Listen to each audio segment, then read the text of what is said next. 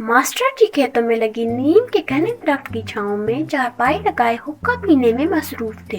करीब ही उनका गबरू जवान बेटा शौकत खेत के खाली हिस्से में फसल बोने के लिए तैयारी कर रहा था।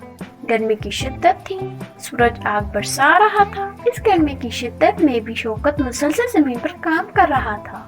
इस दौरान वो बार बार अपने कंधे पर पड़े रुमाल से चेहरे से बहने वाला पसीना साफ करता। मास्टर जी ये सब कुछ खासी देर से देख रहे थे। उन्होंने अपने बेटे शौकत को आवाज दी, बेटा बस करो, घर जाओ, गर्मी शदीद है, कहीं बीमार ना हो जाना। शौकत मुस्कुराते हुए बोला, अब्बा जी मेरी हड्डियां इतनी कमजोर नहीं कि गर्मी की शिद्दत बर्दाश्त न कर सके। वो तो ठीक है बेटा, लेकिन अपनी सेहत का भी ख्याल रखना जरूरी है। मास्टर जी ने कहा, बस अब्बा जी थोड़ा ही काम रह गया है। शौकत काम करते करते बोला, बेटा बाकी काम कल कर लेना, अपने जिस्म को आराम भी लेने दो। मास्टर जी संजीदगी से बोले, अब्बा जी आप भी ना बस। शौकत अब्बा जी की तशवीश पे मुस्कुराते हुए पापड़ चलाने लगा। मास्टर जी ने देखा कि शौकत काम बंद करने पर किसी तरह आमादन नहीं, तो वो उठे, हुक्का एक तरफ किया और घर की तरफ चल पड़े। वापसी पर उनका पोता यानी शौकत का 7 साला बेटा मोहम्मद फैजान उनके साथ था।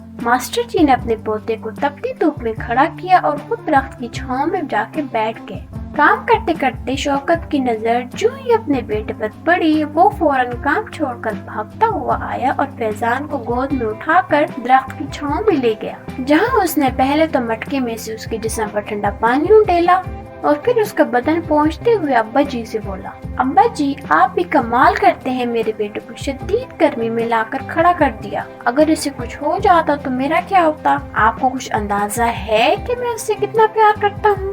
शौकत ने शिकायती अंदाज में कहा और फिर बहुत देर तक फैजान को प्यार करता रहा। ये देखकर शौकत ने कहा, बेटा देखो, तुम अपने बेटे को कुछ देर तक तेज धूप में खड़ा ना देख सके और उसकी सेहत के बारे में तुम्हें कितनी फिक्र लाख हो गई। और तुम भी तो मेरे बेटे हो, मैं भी ये कैसे बर्दाश्त कर सकता हूँ कि तुम किसी बीमारी या अजियत का शिकार हो जाओ।